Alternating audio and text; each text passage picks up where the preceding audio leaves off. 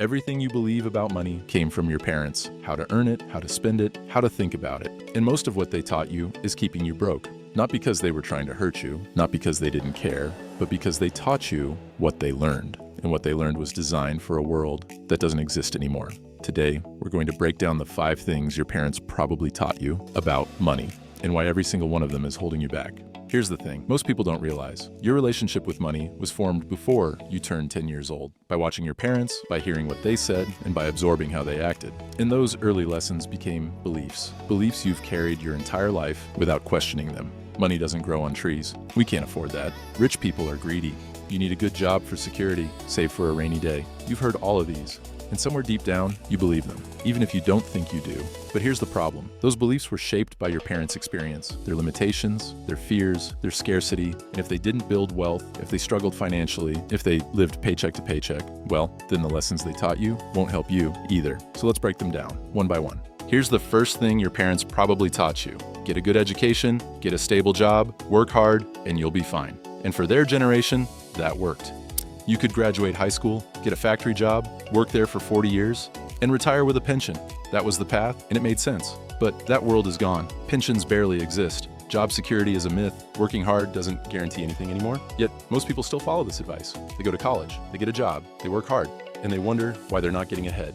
Because the game changed, but the advice didn't. Your parents told you to get a job because that's what they knew. That's what worked for them. But today, wealth doesn't come from working hard at a job. It comes from owning assets, building businesses, and creating leverage. The advice your parents gave you made sense in 1986, but sadly, it doesn't make sense in 2026. And if you're still following it, you're playing a game that no longer exists. Just a quick side note, many people borrow thousands for a college degree and still land in jobs that don't pay much more than ones that never required college. But that's a topic for another video. Here's the second lesson. Save your money. Don't spend it. Put it away for emergencies. And on the surface, that sounds smart. But here's what your parents didn't understand. Saving money is not the same as building wealth.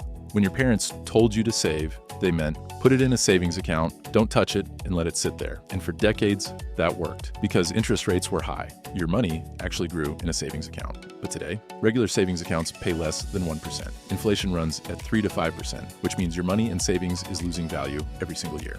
And yet, most people still follow this advice. They hoard cash in savings accounts, thinking they're being responsible. When they're actually getting poorer, wealthy people don't save money. They invest it. They put it to work. They understand that cash sitting still is cash losing value. Your parents taught you to save because they were scared. Scared of losing what little they had. Scared of risk. Scared of the unknown. And they passed that fear on to you. But fear doesn't build wealth. Action does. And if you're still just saving, you're following advice from a world where that made sense. But it doesn't anymore. Here's the third lesson, the language of scarcity. How many times did you hear this growing up? Money doesn't grow on trees. We can't afford that. Do you think I made of money? And every time you heard it, a belief formed. Money is scarce, money is limited, and money is hard to come by. Your parents weren't trying to hurt you. They were managing their own stress and their own limitations, but you absorbed it. And now, as an adult, you carry that scarcity mindset everywhere. You hesitate to invest, you avoid risk, and you think small, because somewhere deep down, you believe money is scarce. But here's the truth. Money isn't scarce, and opportunity isn't limited. There's more wealth being created today than at any point in human history. Wealthy people don't think, I can't afford that. They think, how can I afford that? What do I need to build to make that possible? It's a completely different mindset, and it changes everything. But if you grew up hearing scarcity, if your parents constantly talked about what they couldn't afford, you internalize that, and it's keeping you stuck. Here's the fourth lesson, and it's the most damaging one. A lot of people grew up hearing, rich people are greedy. Money changes people. Money is the root of all evil. And those beliefs created an invisible ceiling. Because if you believe rich people are bad, you'll never become one. Your subconscious won't let you. This is called a money block, and it's incredibly common. Your parents may have said these things because they felt left behind, because they struggled, because they saw wealthy people and felt resentment, and they unknowingly passed that resentment on to you. But here's what they didn't understand. Money isn't good or evil. It's neutral. It's a tool. It just amplifies who you already are. If you're a good person, money lets you do more good. If you're a bad person, money lets you do more bad. But the money itself isn't the problem.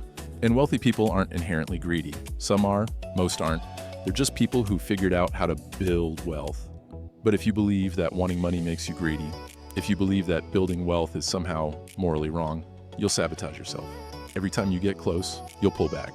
because your subconscious believes that wanting wealth makes you a bad person. And until you unlearn that belief, you'll stay exactly where you are. Here's the fifth and final lesson of this video. You've probably heard, don't take risks, play it safe. Security is everything. And again, this made sense for your parents' generation. When job security existed, when pensions existed, and when playing it safe actually kept you safe.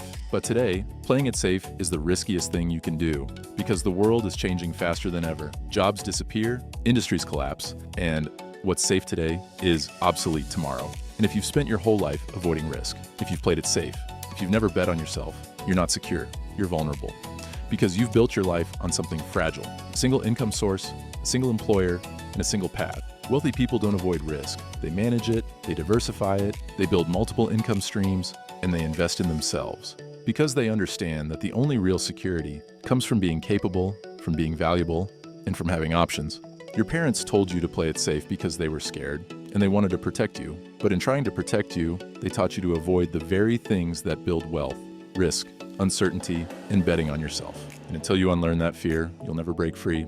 Everything you believe about money came from your parents, and they taught you what they knew. Those lessons made sense in their world, but their world isn't your world. And if you want to build wealth, if you want to break the cycle, if you want a different outcome than they had, you have to unlearn what they taught you. Not because they were wrong, but because the world changed, and the advice that worked for them won't work for you.